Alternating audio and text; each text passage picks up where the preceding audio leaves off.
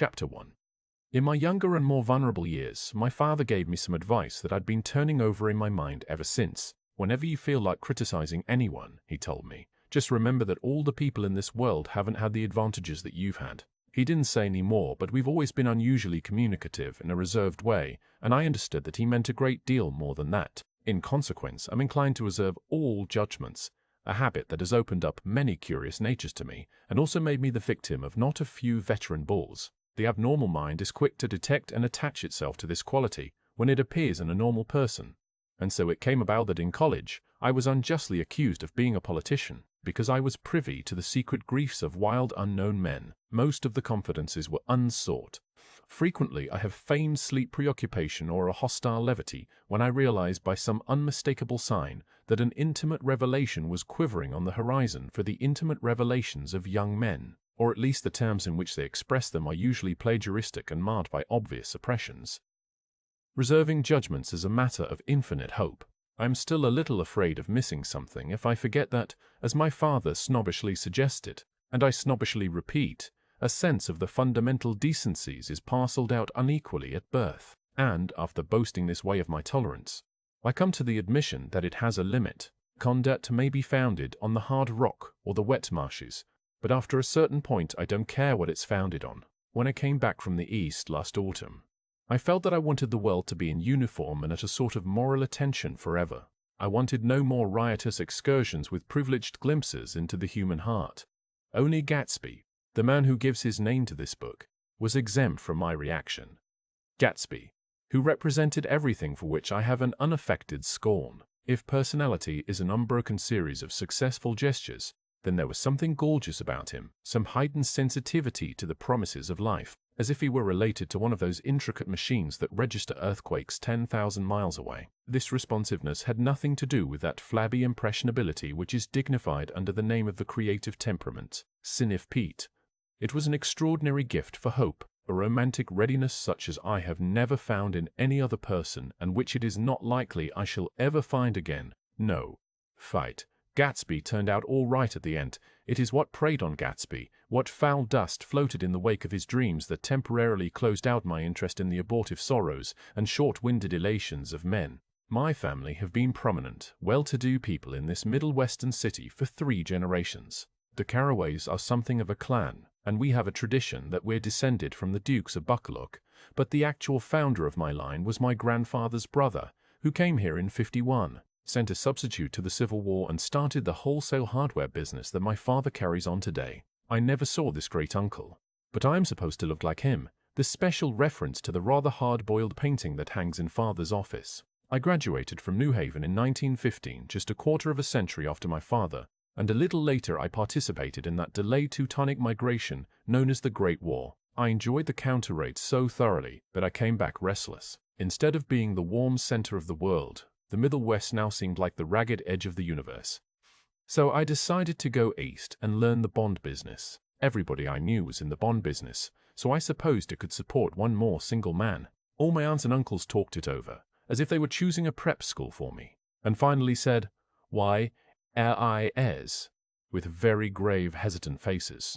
Father agreed to finance me for a year, and after various delays I came east, permanently, I thought, in the spring of '22. The practical thing was to find rooms in the city, but it was a warm season and I had just left a country of wide lawns and friendly trees, so when a young man at the office suggested that we take a house together in a commuting town, it sounded like a great idea. He found the house, a weather-beaten cardboard bungalow at $80 a month, but at the last minute the firm ordered him to Washington, and I went out to the country alone. I had a dog.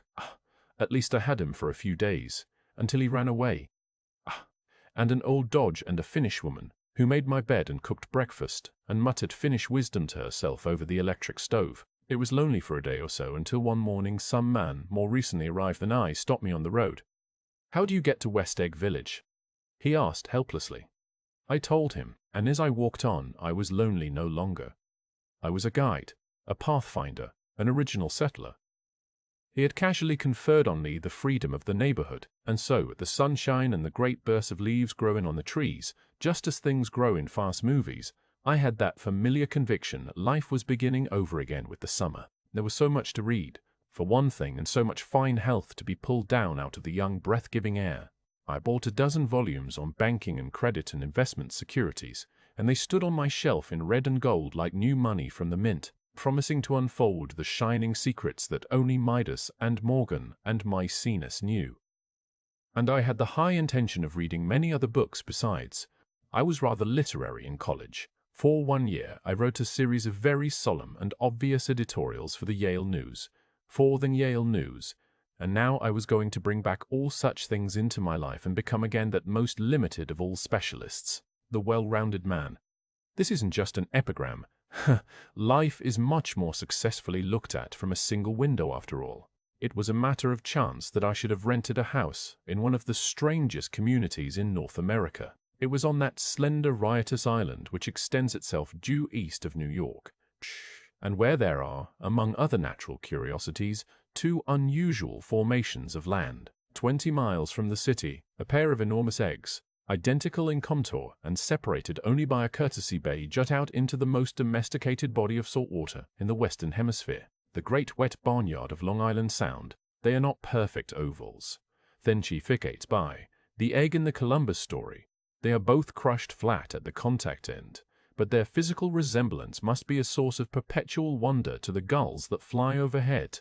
To the wingless, a more interesting phenomenon is their dissimilarity in every particular except shape and size. I lived at West Egg, the less fashionable of the two, though this is a most superficial tag to express the bizarre and not a little sinister contrast between them. My house was at the very tip of the egg, only 50 yards from the Sound, and squeezed between 2 huge places that rented for $12,000 or $15,000 a season. The one on my right was a colossal affair by any standard. It was a factual imitation of some Hôtel de Ville in Normandy, with a tower on one side spanking new under a thin beard of raw ivy, and a marble swimming pool and more than 40 acres of lawn and garden. It was Gatsby's mansion.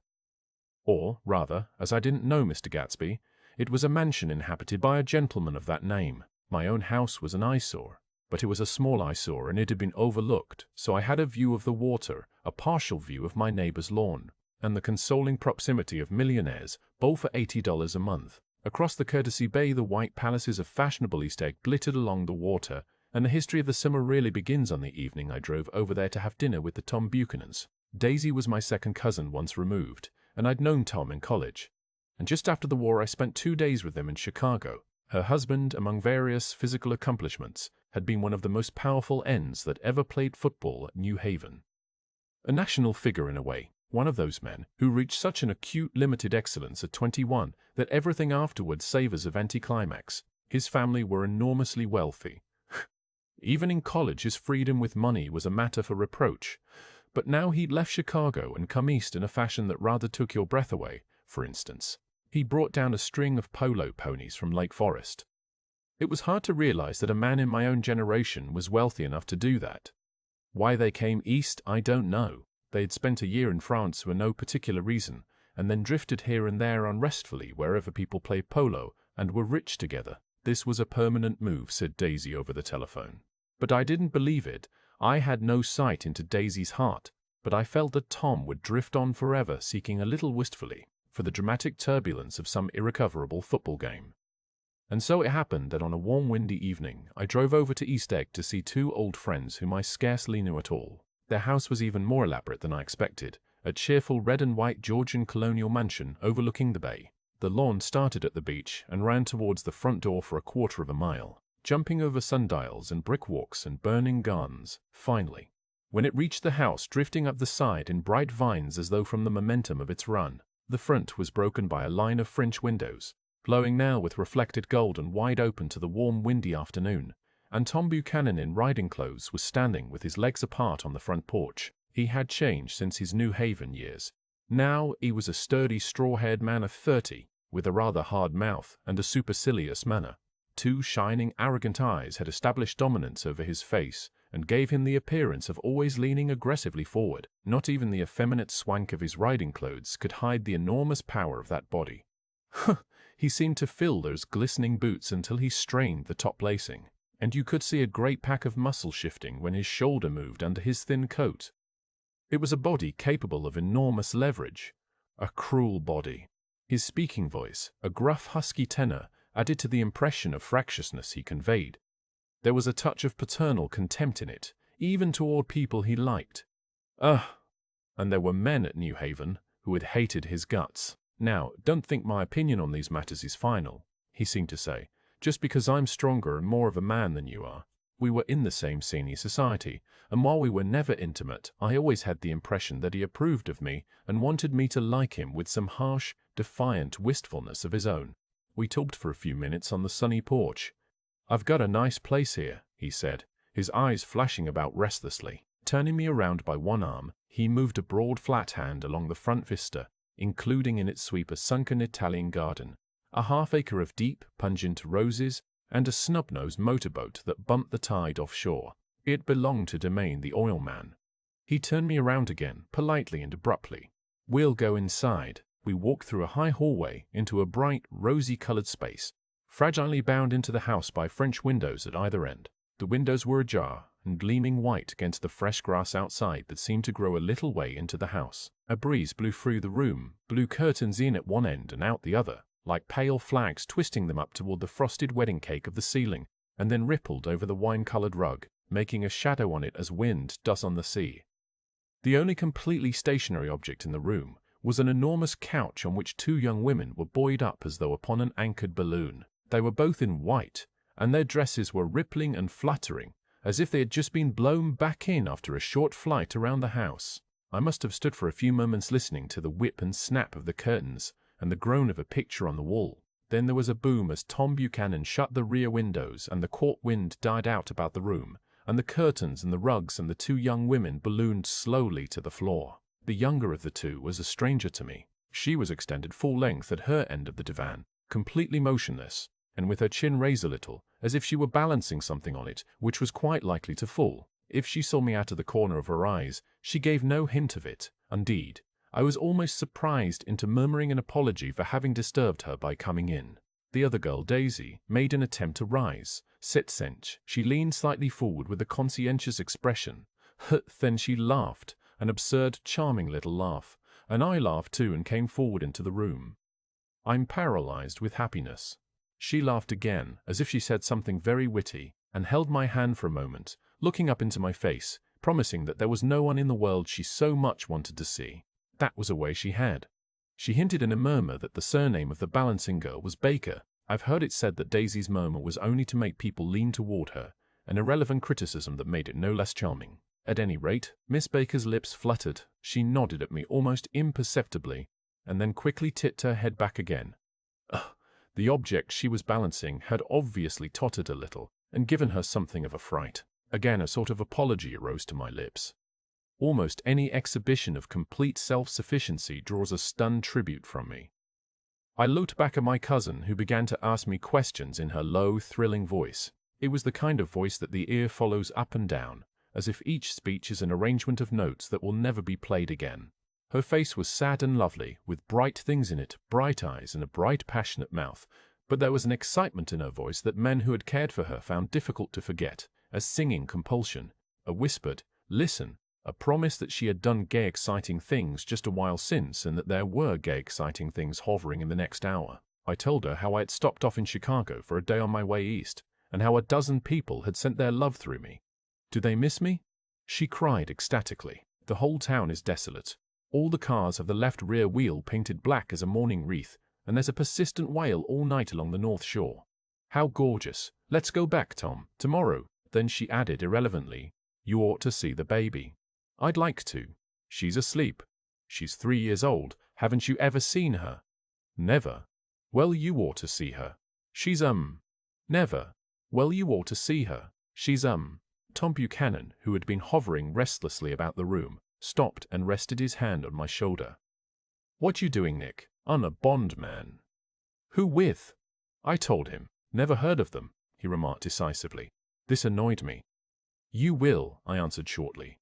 "You will if you stay in the East." "Oh, I'll stay in the East, don't you worry," he said, glancing at Daisy and then back at me, as if he were alert for something more. "I'd be a goddamned fool to live anywhere else." At this point, Miss Baker said, "Absolutely," with such suddenness that I started. It was the first word she had uttered since I came into the room. Evidently it surprised her as much as it did me, for she yawned, and with a series of rapid, deft movements, stood up into the room. "I'm stiff," she complained. "I've been lying on that sofa for as long as I can remember." "Don't look at me," Daisy retorted. "I've been trying to get you to New York all afternoon." "No thanks," said Miss Baker to the full cocktails just in from the pantry. "I'm absolutely in training." Her host looked at her incredulously. "You are?" He took down his drink, as if it were a drop in the bottom of a glass. "How you ever get anything done is beyond me." I looked at Miss Baker, wondering what it was she got done. I enjoyed looking at her. She was a slender, small-breasted girl with an erect carriage which she accentuated by throwing her body backward at the shoulders like a young cadet. Her grey sun-strained eyes looked back at me with polite, reciprocal curiosity out of a wan, charming, discontented face. It occurred to me now that I had seen her, or a picture of her, somewhere before. "You live in West Egg," she remarked contemptuously. "I know somebody there." "I don't know a single Tive." "You must know Gatsby." "Gatsby?" demanded Daisy. "What Gatsby?" demanded Daisy. "What Gatsby?" Before I could reply that he was my neighbor, dinner was announced. Wedging his tense arm imperatively under mine, Tom Buchanan compelled me from the room as though he were moving a checker to another square. Slenderly, languidly, their hands set lightly on their hips, the two young women preceded us out onto a rosy-colored porch, open toward the sunset, where 4 candles flickered on the table in the diminished wind. "Why candles?" objected Daisy, frowning. She snapped them out with her fingers. "In 2 weeks it'll be the longest day in the year." She looked at us all radiantly. "Do you always watch for the longest day of the year and then miss it?" "I always watch for the longest day in the year and then miss it. We ought to plan something," yawned Miss Baker, sitting down at the table as if she were getting into bed. "All right," said Daisy. "What'll we plan?" She turned to me helplessly. "What do people plan?" She turned to me helplessly. "What do people plan?" Before I could answer, her eyes fastened with an odd expression on her little finger. "Look," she complained. I hurt it. We all looked. The knuckle was black and blue. "You did it, Tom," she said accusingly. "I know you didn't mean to, but you did do it. That's what I get for marrying a brute of a man, a great big, hulking physical specimen of a thing." "I hate that word hulking," objected Tom crossly. "Even in kidding." "Hulking," insisted Daisy. Sometimes she and Miss Baker talked at once, unobtrusively and with a bantering inconsequence that was never quite chatter, that was as cool as their white dresses and their impersonal eyes. In the absence of all desire, they were here, and they accepted Tom and me, making only a polite, pleasant effort to entertain or to be entertained. They knew that presently dinner would be over, and a little later the evening too would be over, and casually put away. It was sharply different from the West, where an evening was hurried from phase to phase towards its close, in a continually disappointed anticipation, or else in sheer nervous dread of the moment itself. "You make me feel uncivilized, Daisy," I confessed on my second glass of corky but rather impressive claret. "Can't you talk about crops or something?" I meant nothing in particular by this remark, but it was taken up in an unexpected way. "Civilization's going to pieces," broke out Tom violently. "I've gotten to be a terrible pessimist about things. Have you read The Rise of the Colored Empires by this man Goddard?" "Why, no," I answered, rather surprised by his tone. "Well, it's a fine book, and everybody ought to read it. The idea is if we don't look out, the white race will be utterly submerged. It's all scientific stuff. It's been proved." "Tom's getting very profound," said Daisy with an expression of unthoughtful sadness. "He reads deep books with long words in them. What was that word Well, these books are all scientific," insisted Tom, glancing at her impatiently. "This fellow has worked out the whole thing. It's up to us, who are the dominant race, to watch out, or these other races will have control of things." "We've got to beat them down," whispered Daisy, winking ferociously toward the fervent sun. "You ought to live in California, began Miss Baker, but Tom interrupted her by shifting heavily in his chair. "This idea is that we're Nordics. I am, and you are, and you are, and I." After an infinitesimal hesitation, he included Daisy with a slight nod, and she winked at me again. "And we've produced all the things that go to make civilization. Oh, science and art and all that. Do you see?" There was something pathetic in his concentration. as if his complacency, more acute than of old, was not enough to him anymore. When, almost immediately, the telephone rang inside, and the butler left the porch, Daisy seized upon the momentary interruption and leaned towards me. "I'll tell you a family secret," she whispered enthusiastically. "It's about the butler's nose. Do you want to hear about the butler's nose? That's why I came over tonight. Well, he wasn't always a butler. He used to be the silver polisher for some people in New York that had a silver service for 200 people. He had to polish it from morning till night, until finally it began to affect his nose." "Things went from bad to worse," suggested Miss Baker. "Yes, things went from bad to worse until finally he had to give up his position." For a moment, the last sunshine fell with romantic affection upon her glowing face. Her voice compelled me forward breathlessly as I listened. Then the glow faded, each light deserting her with lingering regret, like children leaving a pleasant street at dusk. The butler came back and murmured something close to Tom's ear, whereupon Tom frowned, pushed back his chair, and without a word went inside, as if his absence quickened something within her. Daisy leaned forward again, her voice glowing and singing. "I love to see you at my table, Nick. You remind me of a rose, an absolute rose, doesn't he?" She turned to Miss Baker for confirmation. "An absolute rose? This was untrue. I am not even faintly like a rose." She was only extemporizing, but a stirring warmth flowed from her, as if her heart was trying to come out to you, concealed in one of those breathless, thrilling words. Then suddenly she threw her napkin on the table and excused herself and went into the house. Miss Baker and I exchanged a short glance, consciously devoid of meaning. I was about to speak when she sat up alertly and said, "Shush!" in a warning voice. A subdued, impassioned murmur was audible in the room beyond, and Miss Baker leaned forward unashamed, trying to hear. The murmur trembled on the verge of coherence, sank down, mounted excitedly, and then ceased altogether. "This Mr. Gatsby you spoke of is my neighbor." "Neighbor," I began. "Don't talk. I want to hear what happens." "Is something happening?" I inquired innocently. "You mean to say you don't know?" said Miss Baker, honestly surprised. "I thought everybody knew." "I don't." "Why?" "Nay, Fruo's Zilby," she said hesitantly. "Tom's got some woman in New York." "Got some woman?" I repeated blankly. Miss Baker nodded. "She might have the decency not to telephone him at dinner time, don't you think?" Almost before I grasped her meaning, there was the flutter of a dress and the crunch of leather boots, and Tom and Daisy were back at the table. "It couldn't be helped," cried Daisy with tense gaiety. She sat down, glanced searchingly at Miss Baker and then at me, and continued. "I looked outdoors for a minute, and it's very romantic outdoors. There's a bird on the lawn that I think must be a nightingale come over on the Cunard or White Star Line. He's singing away." "Shh," her voice sang.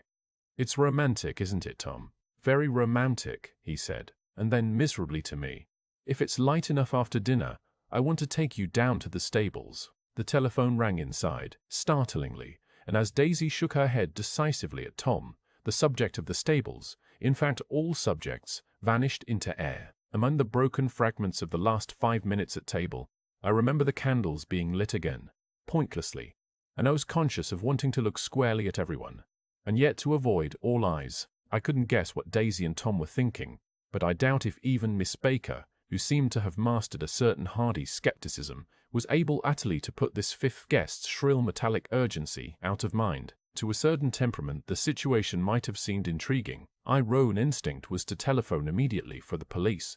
The horses, needless to say, were not mentioned again. Tom and Miss Baker, with several feet of twilight between them, strolled back into the library, as if to a vigil beside a perfectly tangible body, while trying to look pleasantly interested and a little deaf. I followed Daisy around a chain of connecting verandas to the porch in front. In its deep gloom we sat down side by side on a wicker settee. Daisy took her face in her hands as if feeling its lovely shape, and her eyes moved gradually out into the velvet dusk. I saw the turbulent emotions possessed her, so I asked what I thought would be some sedative questions about her little girl. "We don't know each other very well, Nick," she said suddenly. "Even if we are cousins, you didn't come to my wedding." "I wasn't back from the war." "That's true." She hesitated. "Well, I'd had a very bad time, Nick, and I'm pretty cynical about everything." Evidently, she had reason to be. I waited, but she didn't say any more, and after a moment I returned rather feebly to the subject of her daughter. I suppose she talks, and freets, eats, and everything. Oh yes. She looked at me absently. Listen, Nick, let me tell you what I said when she was born.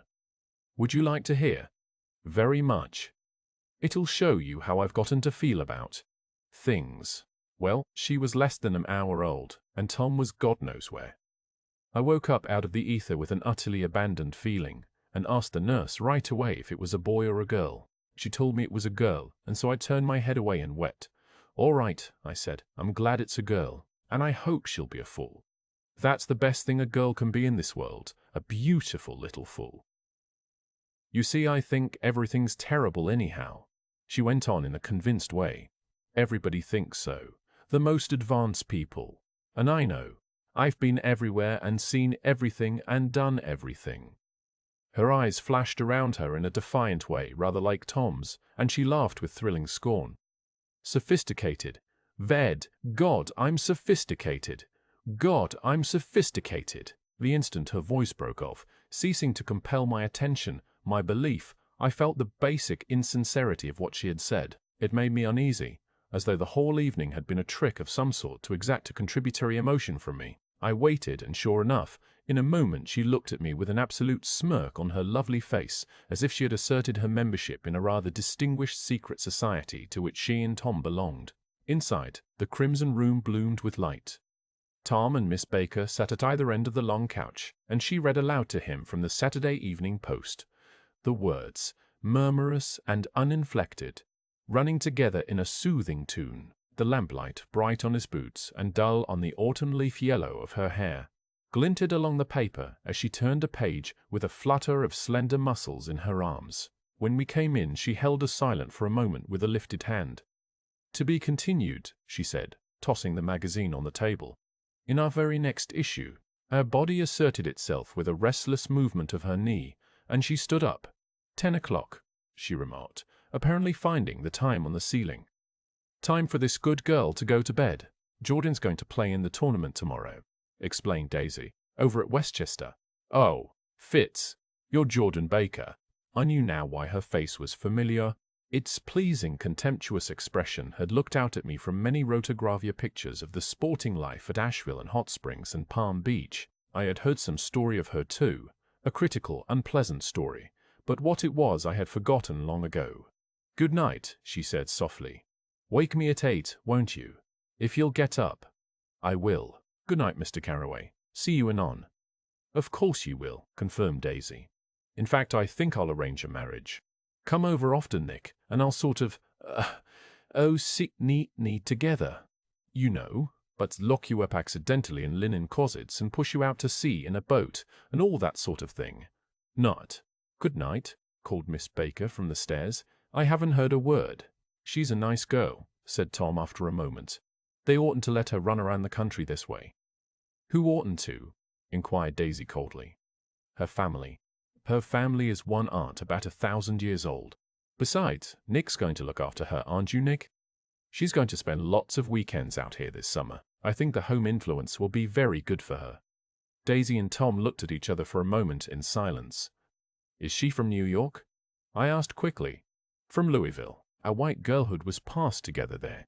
Our beautiful white as a seed. Did you give Nick a little heart-to-heart talk on the veranda? Demanded Tom suddenly. Did I? She looked at me. I can't seem to remember, but I think we talked about the Nordic race. Yes, I'm sure we did. It sort of crept up on us, and first thing you know, said, Don't believe everything you hear, Nick, he advised me. I said lightly that I had heard nothing at all, and a few minutes later I got up to go home. They came to the door with me and stood side by side in the cheerful square of light. As I started my motor, Daisy peremptorily called, Wait! I forgot to ask you something, and it's important. We heard you were engaged to a girl out west. That's right, corroborated Tom kindly. We heard that you were engaged. It's a libel. I'm too poor. But we heard it, insisted Daisy, surprising me by opening up again in a flower-like way. We heard it from 3 people, so it must be true.